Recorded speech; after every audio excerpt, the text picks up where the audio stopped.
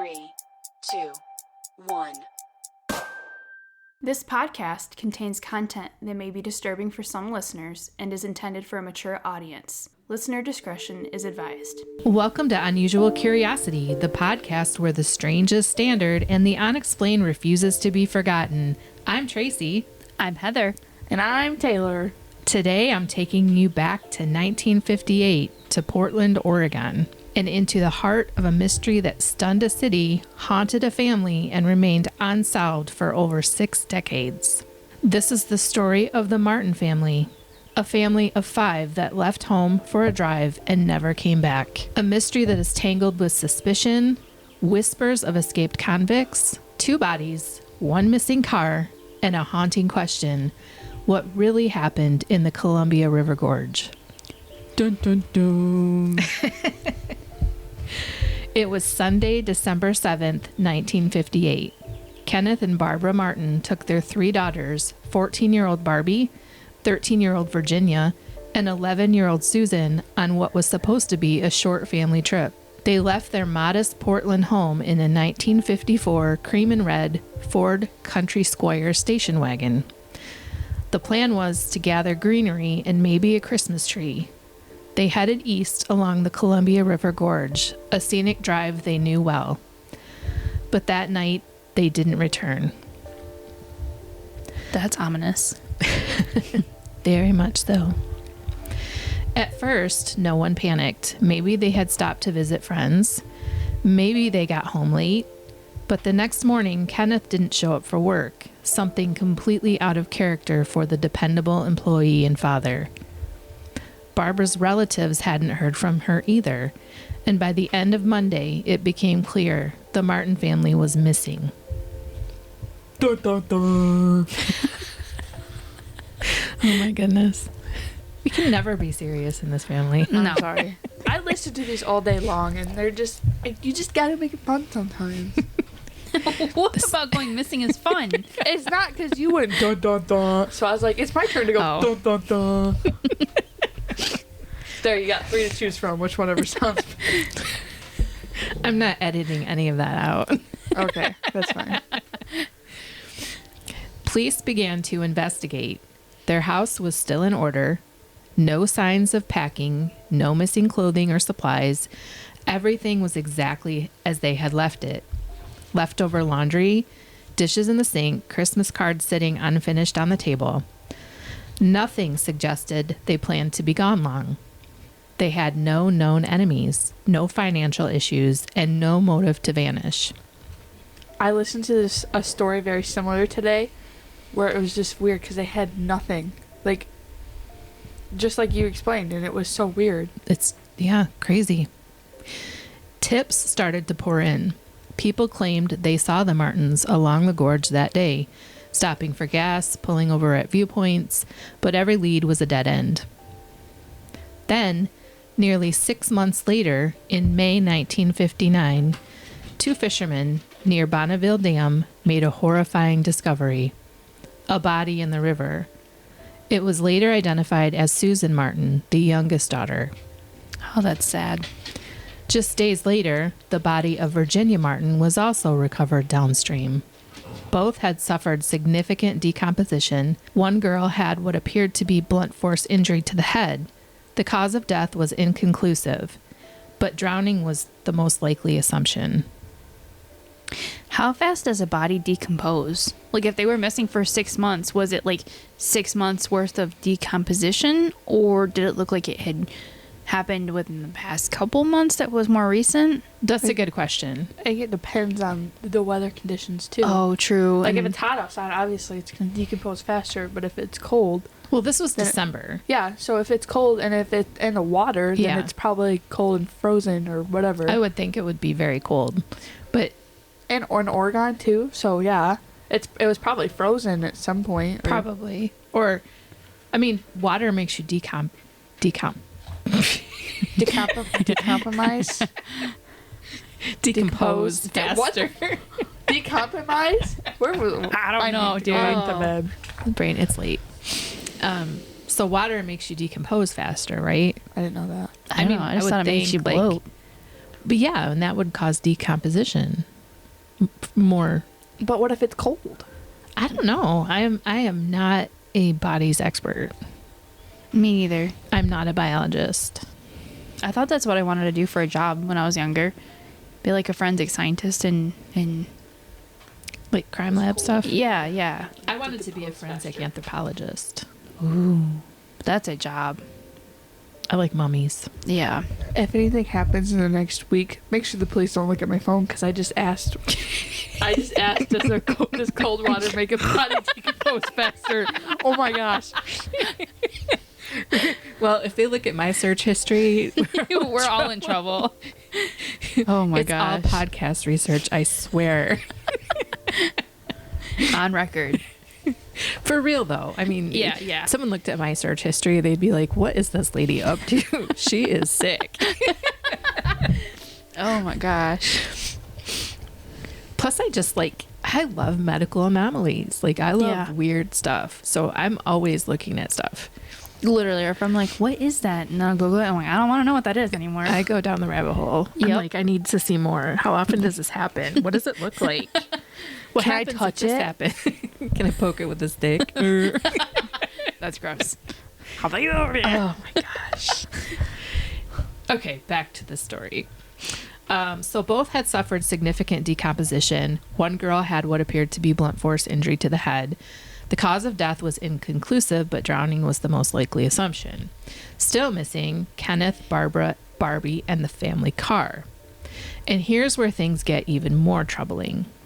If the family had accidentally driven off a cliff, how did only 2 of the girls' bodies escape the vehicle and wash miles downstream while the others and the car remained hidden for decades? Because do you ever see those videos where they sell those little things to break the windows? Yes. Because once you go underwater, the way the pressure is, you can't break a window. Like, car windows are very difficult to break. Yeah. So, I mean, assuming back then glass was different, maybe wasn't tempered, whatever. But how, if there's 3 girls and 2 parents in the car, how do only 2 of them escape the car? Maybe one of the windows was down. Like one of the girls had the windows down It for was some reason. December. Well, I mean, Maybe the others were unconscious. maybe one of them burped and needed to air it out. I don't know. And then they just went off the water. I don't know.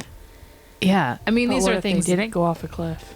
Or is it possible that someone saw it happen and went in after them and was only able to rescue 2 of them? Like Stefan when he saved Elena. Exactly. Are But you then- watching Vampire Diaries again? Yes, we both are. But then it wouldn't make sense of like if someone did it, if someone were to jump in and rescue them, why they wouldn't alert authorities to the vehicle and the other family members. I don't think, especially back then, things were different. Communities were tighter, and people knew more people in their communities. Yeah. So I doubt if somebody would see it happen and not report it. Like, that Yeah. just doesn't seem normal, even for today. Like, somebody's probably getting their cell phone out and recording it, even Yeah. if they don't call it in. Exactly. Anyway. Exactly. But the story gets even stranger. One of the most chilling leads in the case involved 2 escaped convicts, Roy Light and Carl Bowles. On the day the Martin family vanished, 2 men were reported seen at the gas station, dirty, nervous, watching the family closely. The description matched Light and Bowles, who had recently escaped from the Oregon State Penitentiary. Roy Light was serving time for armed robbery. He had a long criminal history and a reputation of unpredictability. Carl Bowles was considered even more dangerous, with a violent past including assault with a deadly weapon. Around the same time, police discovered a .38 revolver wrapped in a bloodied blanket hidden near the Columbia River Gorge. The gun had reportedly been stolen from the Martin home before their trip. Ooh. Right? So they were like, it was. What degree of murder is it when like it's planned? First. Okay, so it's kind of sounding like it was first degree murder. But was it? I don't know, man. There's so many questions. So, had the convicts broken in and followed the family? Because if it was reported missing from their home before their trip, how did they get it? Or even more nefarious was one of the parents in on it, and they reported it missing when it really wasn't missing, so that they could do something bad to their own family. I also just listened to a podcast just like that today. That's messed up. I mean, it happens. Crazy. that's really sad though. Like, why would you want to hurt your own family? Well, and I'm not saying that is what happened. No, but like Taylor said, people do that. They do. Despite intense suspicion, no charges were ever brought. The evidence was thin and just circumstantial, and the two men were never conclusively tied to the Martins' disappearance. But Carl Bowles would later reappear in the headlines. In 1974, he escaped custody again and murdered an elderly couple. He met Dean and Myrtle Tlustley. What a name. Yep. During a flight. He kidnapped them, shot them, and left their bodies near Spokane, Washington. Oh my goodness. Carl ultimately died by suicide after a massive manhunt. Coward. Yep. Roy Light faded from public view, his fate far less documented. Police never arrested them. The evidence went cold, and that was that. Meanwhile, Donald Martin, the family's oldest child, was away attending Columbia University in New York and serving in the Navy when his entire family disappeared. Suddenly alone, his entire world gone, he cooperated with investigators, made pleas to the public, and even found himself under suspicion simply because he was the last Martin standing. There's no evidence that he was involved, but grief paired with suspicion can be heavy and isolating, and Donald carried it for the rest of his life. In the years that followed, Donald quietly rebuilt his life. He retired from the U.S. Navy and became a respected teacher at James Campbell High School in Ewa Beach, Hawaii. Colleagues described him as quiet but kind, a man who rarely spoke about the tragedy that shaped his life. He passed away in October 2004 at the age of 73, never knowing what happened to his family. He is buried at the National Memorial Cemetery of the Pacific in Honolulu. Even in death, Donald remained a symbol of endurance, the last living connection to a mystery that refused to fade. But then a breakthrough happened in 2024. In October 2024, the Columbia River finally gave up its secret. After decades of silence, a private search team equipped with a modern sonar scanned the riverbed near the Dalles. And there it was, a distorted metal frame broken by time, buried beneath silt and darkness. The Martins family station wagon. Oh my goodness. In March 2025, divers brought it up carefully. Inside were human remains believed to be Kenneth, Barbara, and Barbie Martin. The remains were sent to the Oregon State Crime Lab, and DNA analysis is still underway. But authorities are confident. The car has only been partially recovered due to the extreme corrosion, dangerous river conditions, and not being able to locate a vehicle identification number. The recovery efforts for the remainder of the vehicle have been suspended indefinitely. The Martins have finally been found. That's sad. Well, it makes me kind of think like, did the girls, were they able to, like, before they lost consciousness or whatever, were they able to break a window or open a door and two of them got out? And then, I mean, if the river was really bad, she could have hit her head on a rock. Do you know what I mean? Mm-hmm. Like, that's... But why would it take... So here's the thing, like, they were found almost 6 months later. Why did it take 6 months for their bodies to come up? If they left the car that day that they went into the gorge, or went into the river, why did it take 6 months for their bodies to show up? That's what confuses me too. And that's why I was like, what is the level of decomposition? Like, did it look newer? Or did it look like they've been out in the wild for 6 months? Yeah, or... And the gun with the blood on it. Yeah. That was wrapped like near the gorge. What is this and why? And it was their gun. Like, there was proof that it belonged to the Martins. That's really suspicious. And that easily could have been her blunt force trauma to the head. It could have been. And what if, hypothetically here, creating a theory, the two convicts took the car, kidnapped the family, shot the parents, shot the other daughter, took the two daughters, pushed the car, drove the car into the river, took the two daughters, did whatever they wanted and killed them, wrapped that gun up, put it in the woods.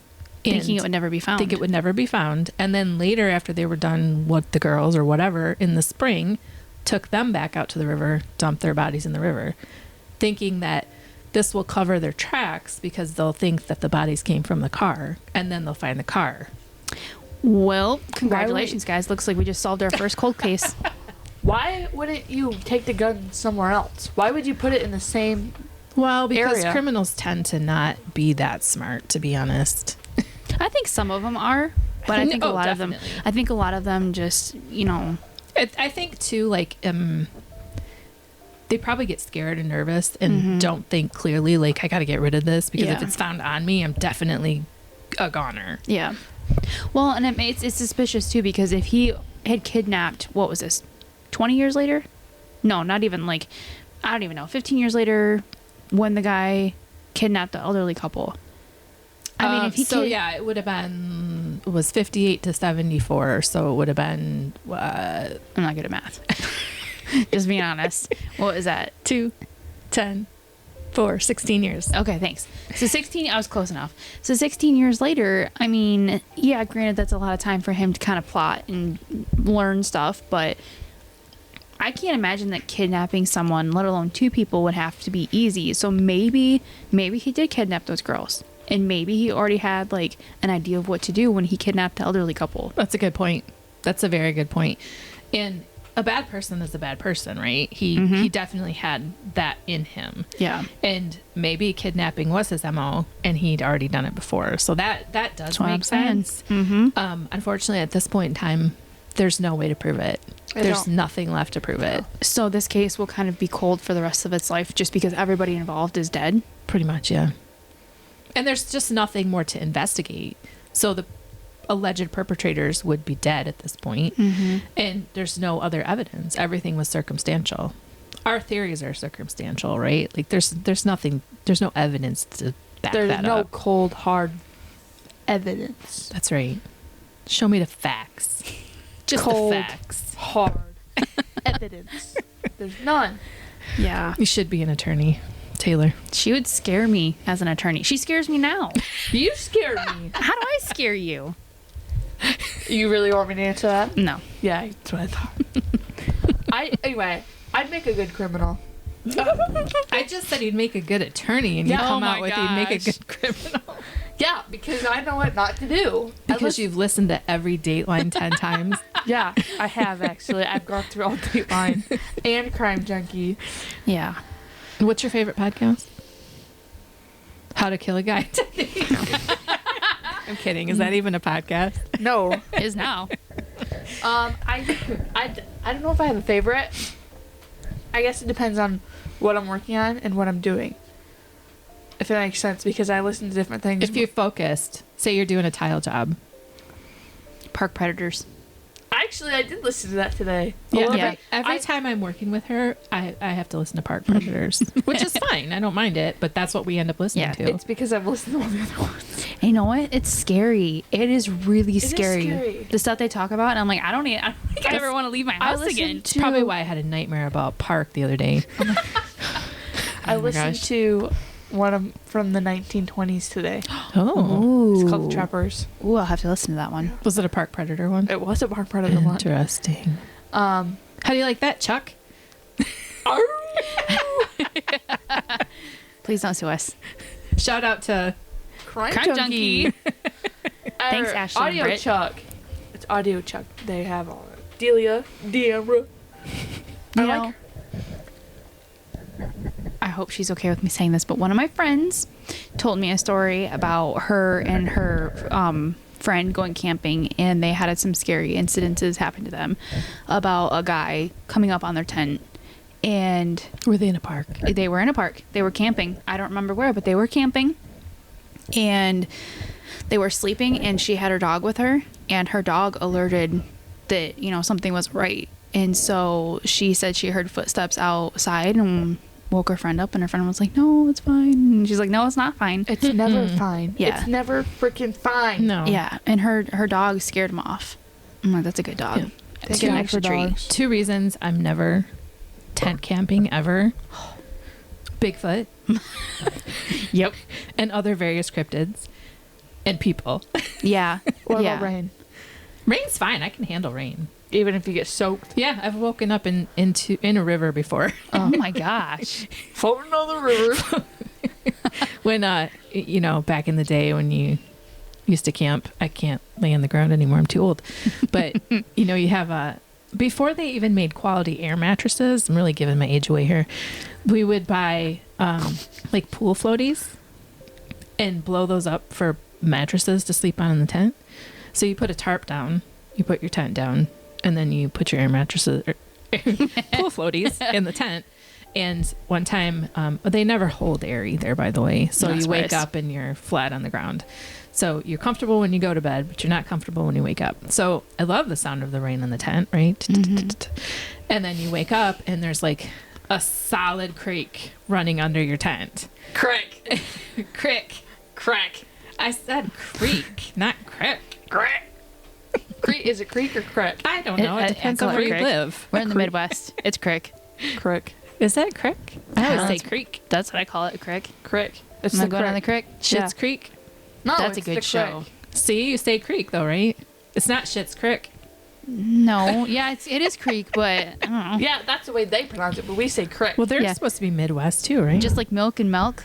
what? Don't ever say milk. Heather says Who milk. says milk? She does. Heather says milk, and it's fucking weird. Milk. I'm Milk. just going to start to get some milk. Milk. Milk. Milk. Milk. Same difference. Tomato, No. tomato. No. No. Okay. I don't like milk. Okay, I will say. Does milk taste different than milk?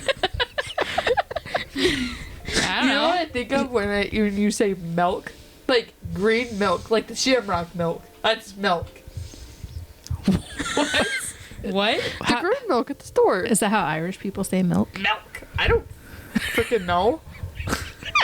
Why are you so bent out of shape about me saying milk? It's weird. You weren't raised that way. Don't say milk. It's like saying soda. I say soda sometimes. She's weird. You raised a weird person. Not all the It's time, but I do pop. sometimes. It's pop. There's like a full on like thing about pop and soda. It's pop. Like some people get really offended when you say pop. Like Taylor? Just go south of the Mason-Dixon line. Everything's Coke. Yeah, I don't call everything Coke. Can I get a soda? Who says soda? I'm not from Minnesota. That's soda, not soda. Minnesota. So, yeah, Taylor, it's so tough. Minnesota. Minnesota. Oh, hey, it's Minnesota. That's Canadian. Like, where are you at? You're not even in America anymore. Thank you for listening to this special episode of Unusual Curiosity. If this story moved you, please leave a review, share the episode, and follow the podcast for more stories like this one.